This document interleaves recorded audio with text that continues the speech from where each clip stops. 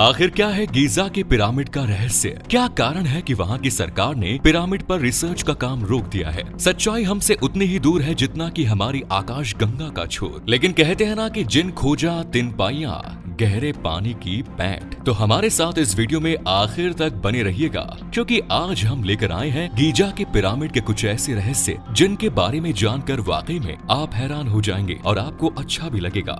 साल 1993 में खोजकर्ताओं की एक टीम गीजा के पिरामिड पर खोज करने के लिए वहां पहुंची। टीम ने पिरामिड में बनी एक सुरंग में अपना एक रोबोटिक कैमरा भेजा। वो रोबोटिक कैमरा लगातार आगे बढ़ता जा रहा था, लेकिन आगे जाकर वो एक जगह रुक गया। जिस जगह वो रुका वो वास्तव में एक दरवाजा था। रोबोटिक कैमरा उस दरवाजे पर जाकर रुक गया और उसके आगे नहीं बढ़ पाया। जब रिसर्चर्स ने देखा कि सामने एक ऐसा दरवाजा है जिसे खोला नहीं जा सकता, तो उसके बाद रोबोटिक कैमरा वापस आ गया। फिर ये मिशन यहीं पर रुक गया।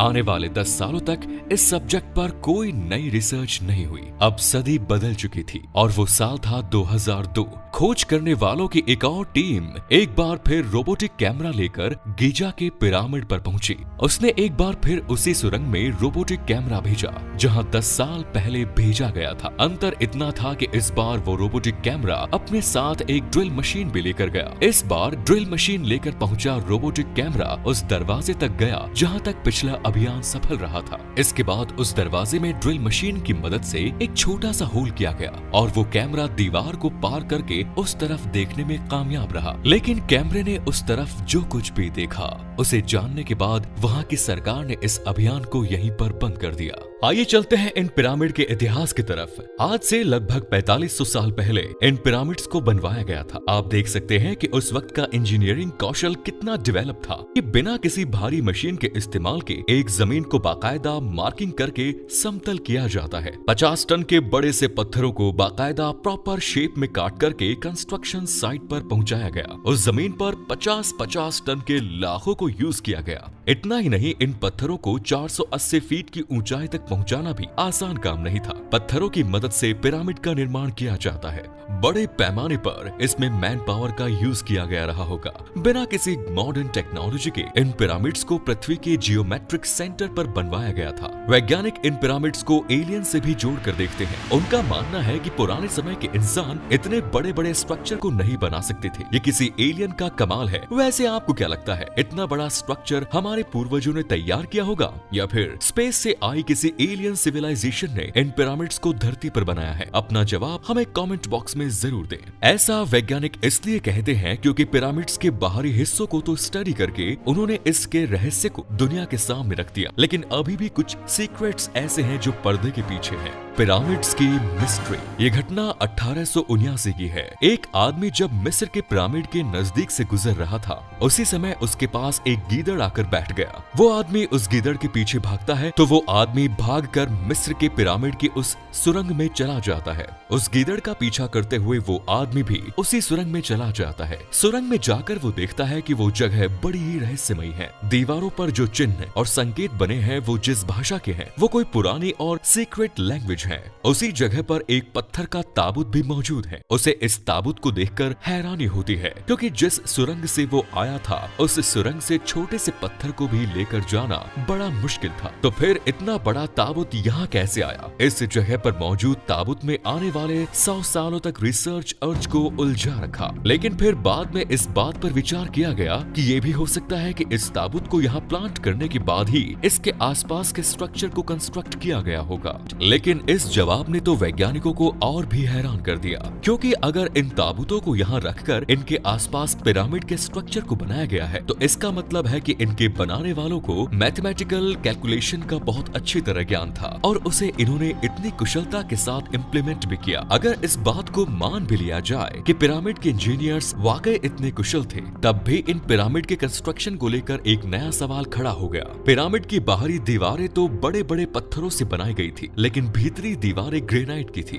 वहाँ मौजूद ताबूत भी ग्रेनाइट के थे। लेकिन अब सवाल ये उठता था, दुनिया में हीरे के बाद सबसे कठोर माना जाने वाला ग्रेनाइट कटिंग करके यहाँ फिट कैसे किया गया होगा। ग्रेनाइट की कटिंग के लिए आज बड़ी मशीनों की जरूरत पड़ती है, लेकिन आज से हजारों साल पहले इस ग्रेनाइट को बिना मशीनों से कैसे काटा गया होगा। लंबे समय तक रिसर्चर्स इस सवाल में उलझे रहे, लेकिन आगे चलकर उन्हें इस सवाल का जो जवाब मिला वो इस प्रकार था। ग्रेनाइट के पत्थरों को काटने के लिए बिना दांत वाली आरी का इस्तेमाल किया गया होगा, जिसे लंबे समय तक पत्थरों पर लगाकर घिसने का काम किया गया ताकि ग्रेनाइट को स्मूथली काटा जा सके। ग्रेनाइट के इस तरह के एक पत्थर को काटने के लिए लगभग 4 महीने का समय लगा होगा। यानी इतने सारे ग्रेनाइट पत्थरों को पिरामिड के लिए तैयार करने में हजारों कारीगरों की जरूरत पड़ी होगी। पिरामिड के निर्माण से रिलेटेड अब एक नया सवाल खड़ा हो गया था कि आखिर एस-जेंट्स स्ट्रक्चर को तैयार करने वाले वो लोग कौन थे, क्योंकि गीजा के पिरामिड का निर्माण करने के लिए इसमें 5 लाख टन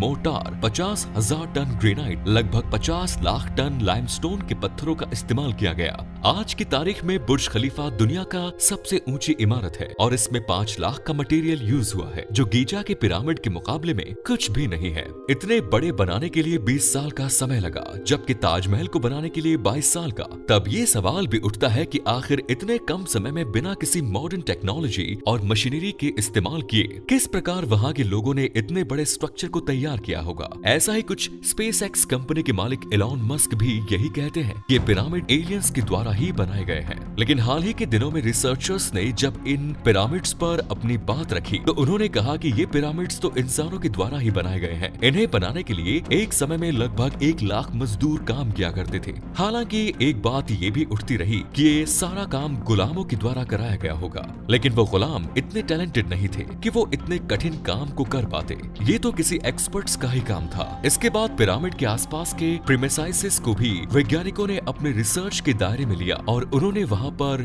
ये पाया कि उन्हें कुछ मानव कंकाल के अवशेष भी मिले हैं, जो वहाँ पर काम करने वाले मजदूरों के हो सकते हैं। जब इन कंकालों पर रिसर्च की गई तो ये तथ्य भी सामने आया कि पिरामिड के निर्माण के दौरान अगर मजदूरों को चोट लग जाती या उन्हें ऑपरेट करना पड़ता तो इसकी भी सुविधा उस जमाने में मौजूद थी। हालांकि ये सुविधा राजा और राजा के करीबी लोगों तक ही सीमित थी, यानी गुलामों को चोट लगने पर उन्हें मरने के लिए उनके हाल पर छोड़ दिया जाता था। पिरामिड का निर्माण को लेकर आगे चलकर ऐसे कंक्लूजन को भी एक्सेप्ट किया गया कि पिरामिड को बनाने के लिए राजा से प्रेम करने वाले और उनके करीबी लोग ही थे। ये लोग जो राजा के लिए इतने डिवोटी थे कि उनके लिए अपने प्राण भी दे सकते थे। वैज्ञानिकों ने ये पाया कि पिरामिड के भीतर राजा रानी के ताबूत के अलावा एक सीक्रेट चैम्बर भी था, जिसका रहस्य अभी तक रहस्य बना हुआ है। पिरामिड के रहस्यों को अभी भी पूरी तरह से नहीं जाना जा सका है। कुछ रहस्य अभी भी बाकी हैं और इन्हीं रहस्य में से एक रहस्य वो भी था कि साल 1993 में खोजकर्ताओं ने एक ड्रिल मशीन को पिरामिड की सुरंग में भेजा, जहां जाकर रास्ता एक ऐसे बंद दरवाजे पर रुका जिसमें 2 लीवर थे।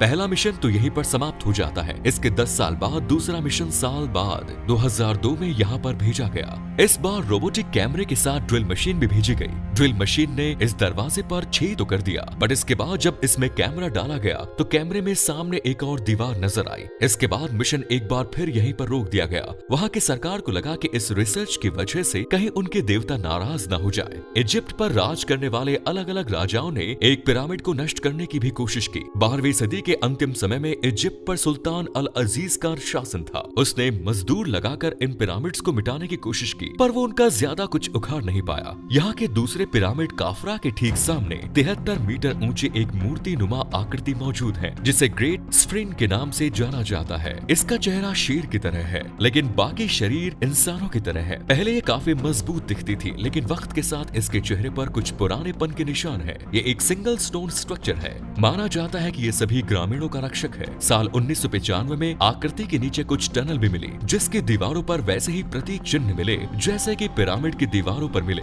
ऐसा प्रतीत होता है कि यहाँ के लोग मूर्ति पूजा और पुनर्जन्म में भरोसा रखते हैं। इन पिरामिड के बारे में ये बात भी कही जाती है कि ये जमीन से 51.5 डिग्री झुके हुए हैं और इनकी मार्किंग के लिए कारीगर पोलर स्टार की मदद लिया करते थे। रात के वक्त इन स्टार की पोजीशन को देखकर दीवार बनाई जाती थी, फिर उसी के अकॉर्डिंग सुबह मार्किंग की जाती थी। तो आज की वीडियो में इतना ही। अपने विचार कमेंट बॉक्स में जरूर लिखें। धन्यवाद।